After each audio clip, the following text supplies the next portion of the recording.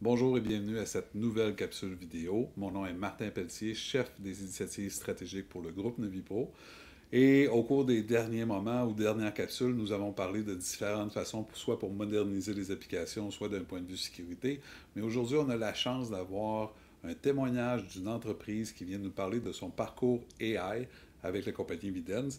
Il s'agit de notre expert du jour, Mindat Nguyen, directeur des opérations chez Contrôle Laurentide, ainsi que membre du comité exécutif de l'entreprise.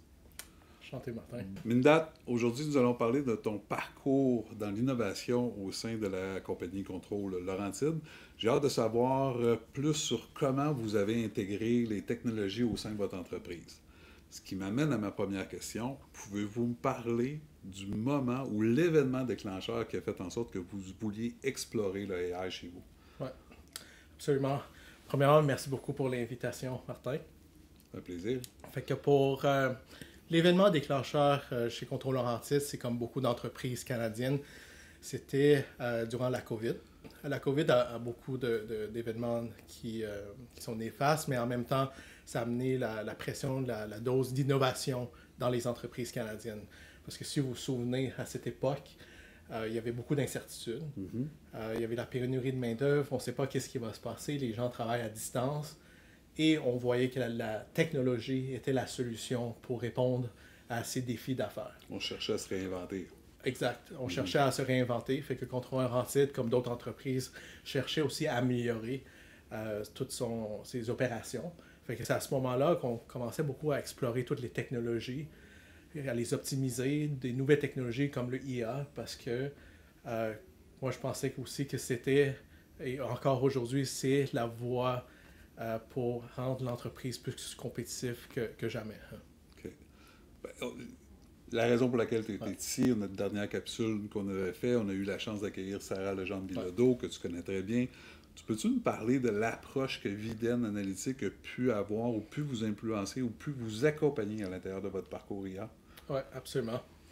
Mais au fond, pour expliquer l'approche de Videns, puis aussi vous expliquer comment Videns m'a beaucoup aidé dans l'approche de transformation IA, c'est que quand on parle de IA, on a tendance à avoir une vue d'expert. Comme on a un IA, un expert dans une application précise, par exemple Salesforce, ou une application dans le CRM, ou une application dans le module des ressources humaines.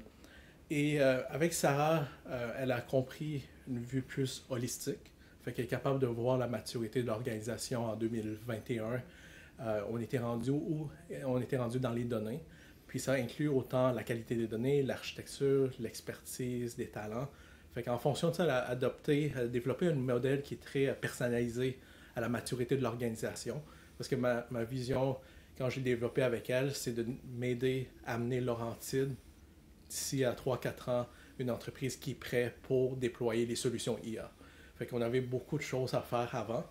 Et avec Sarah, son approche n'était pas reliée à un logiciel, mais plus stratégique, besoin d'affaires. Et c'est ça que j'ai beaucoup apprécié avec l'équipe de Videns. Tu réponds déjà à ma troisième question que j'avais par rapport à ça. Pourquoi Ouais. tu continues avec Sarah? C'est vraiment l'approche. Si Ouais. je peux en résumer, c'est l'approche holistique qu'elle t'a amené. Elle n'a pas essayé de te vendre un logiciel, mais plutôt de comprendre tes besoins d'affaires Ouais. et de te faire un parcours pour pouvoir t'y rendre. Ouais, absolument. Fait que c'est absolument ça. Ouais, t'as bien compris, Martin. Ben, tu sais. C'est bien le résumé. Mais au fond, oui, exact. Parce que quand on parle de IA, si on s'en va dans une compagnie de logiciels, ils vont te vendre Le l'IA logiciel. dans un logiciel. Ouais. Mais ils ne te parlent pas de l'architecture, ils ne te parlent pas de la qualité de données, ils ne te parlent pas de la standardisation des processus, ils ne te parlent pas non plus qu'est-ce que ça prend pour attirer les talents Pour être capable de les amener. dans l'organisation. Mais un des points, c'est quoi le principal défi que tu as eu lorsque tu as commencé ce parcours-là? C'est quoi le plus gros ou les plus gros défis que tu as eu? Ouais. Ben, là, on parle de 2021. Le plus gros défi, c'était, premièrement, on n'avait pas d'architecture. Fait que quand je parle d'architecture, c'est tout le lac de données, le magasin de données, toute l'architecture pour préparer à amener l'organisation à une meilleure qualité de données. Parce qu'on parle souvent de IA, mais on parle moins de la qualité des données. Puis la qualité des données est beaucoup plus importante pour moi parce que c'est le début de toutes les solutions IA. La solution IA peut varier. T'sais, un jour, on a tel logiciel, demain, c'est un autre logiciel, une autre solution technologique. Mais la qualité de données, c'est quelque chose qui est propre à l'entreprise. C'est l'actif qui permet à l'entreprise d'être compétitive. C'est l'ADN de l'entreprise. Meilleur ta donnée, meilleur les résultats vont avoir par la suite. Exact. Okay. Fait que l'autre défi aussi que j'avais, c'était les talents. C'est très difficile à attirer les talents encore plus en 2021.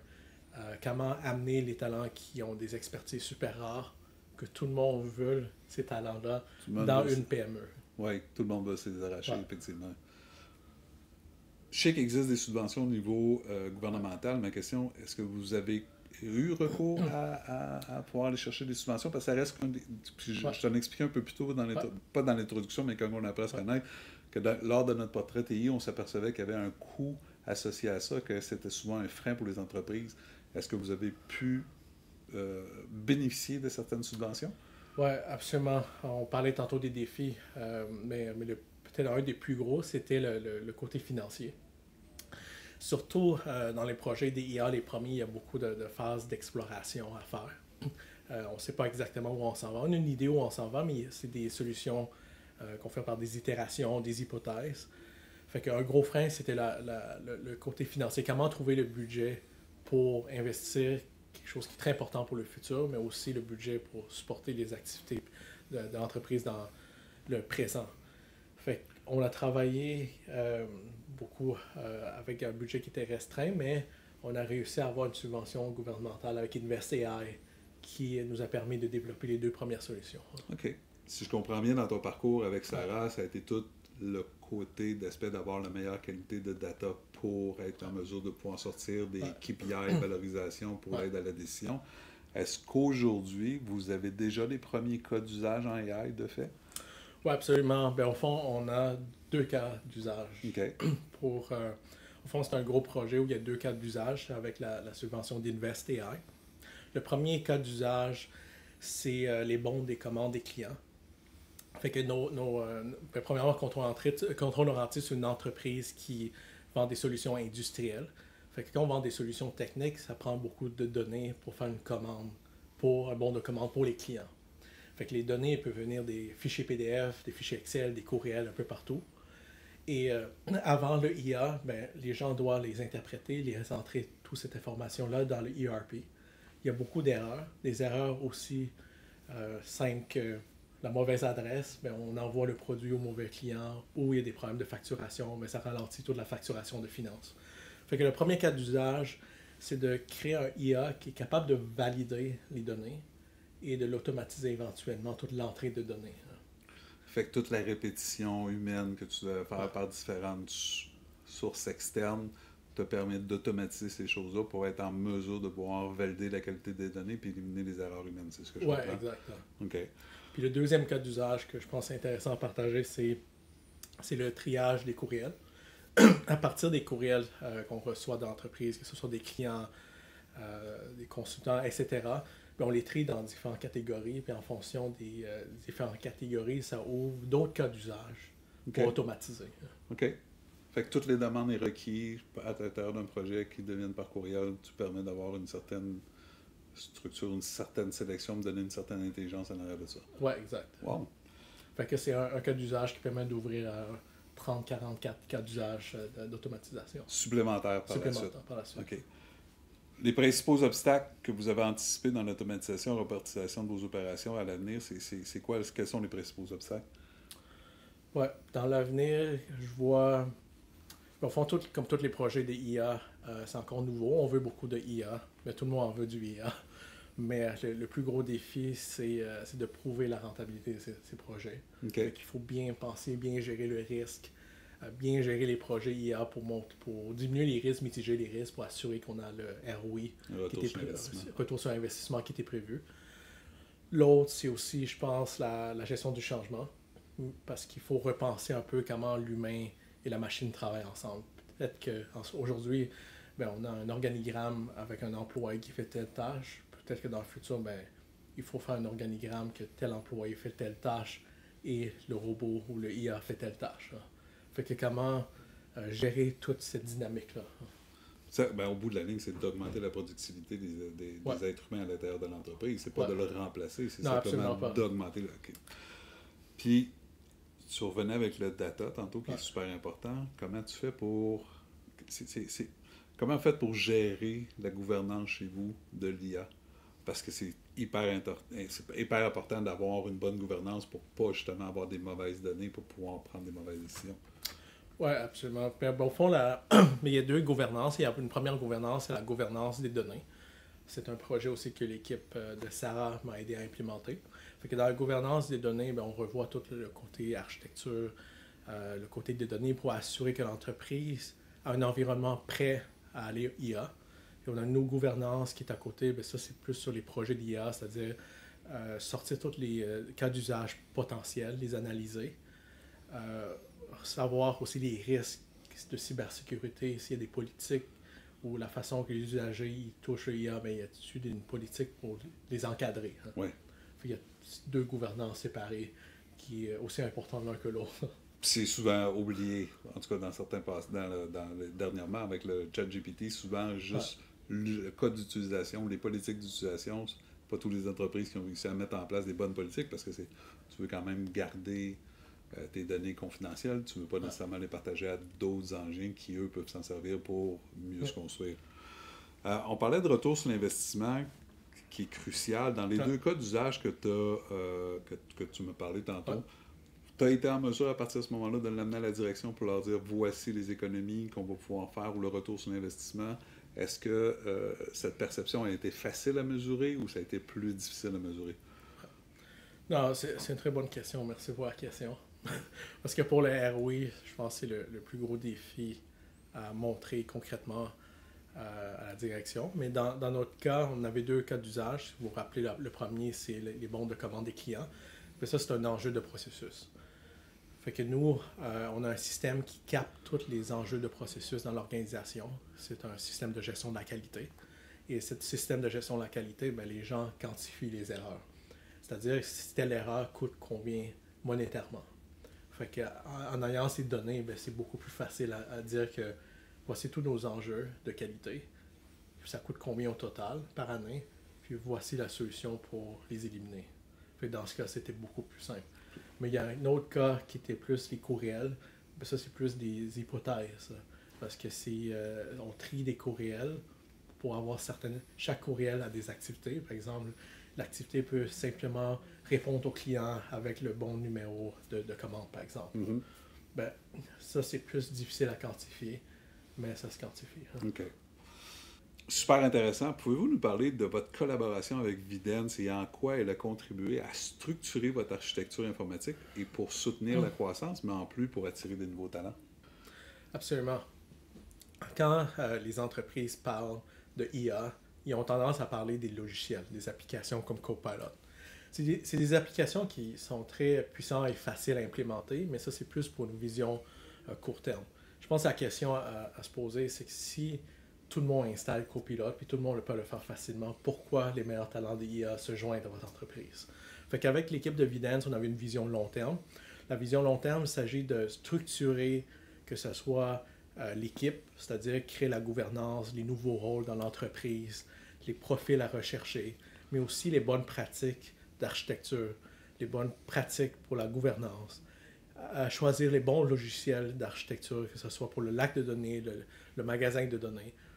En ayant la bonne pratique et la bonne architecture, les talents vont venir à l'entreprise parce que, n'oubliez pas, ces gens, ils ont beaucoup de demandes, ils ont beaucoup de possibilités, mais ils veulent entrer dans des entreprises qui leur permettent de croître, surtout dans le domaine d'analytique, que ça change à tous les 6 mois.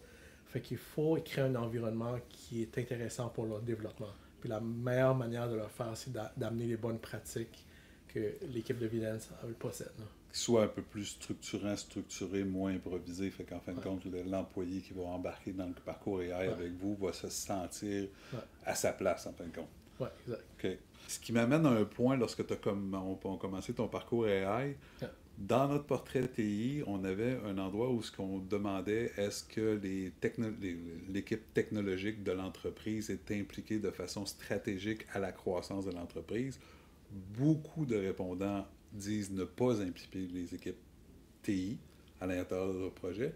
Du côté de chez vous, est-ce que vous avez au départ, quand vous allez commencer cette pratique-là, votre parcours AI, est-ce que vous avez dès le départ impliqué vos équipes techniques en IT?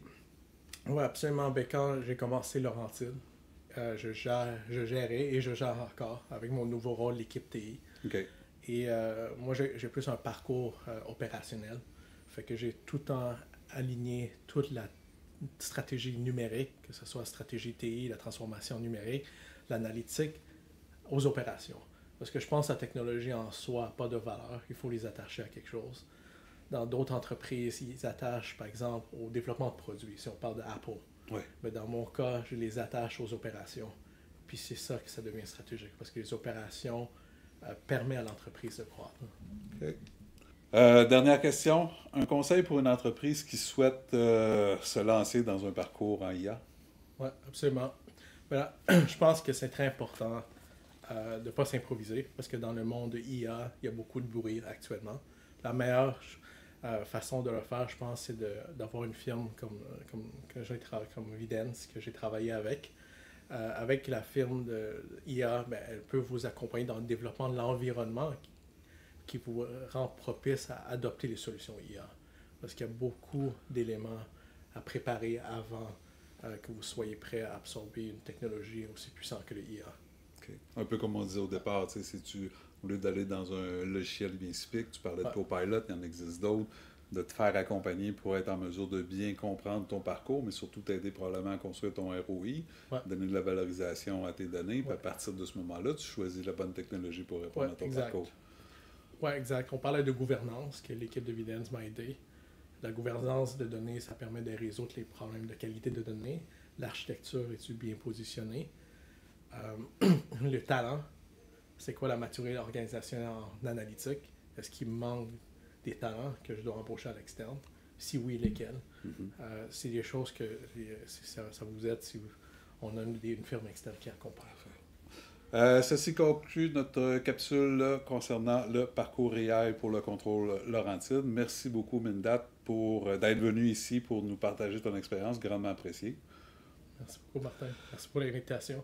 Je vous rappelle que le 14 novembre, Mindat et moi serons présents lors d'un webinaire en direct où nous répondrons à vos questions et aux réponses selon les différents sujets que nous avons abordés à travers nos capsules. Merci à tous et à bientôt. Merci à toi. Merci, Martin. Ça fait plaisir.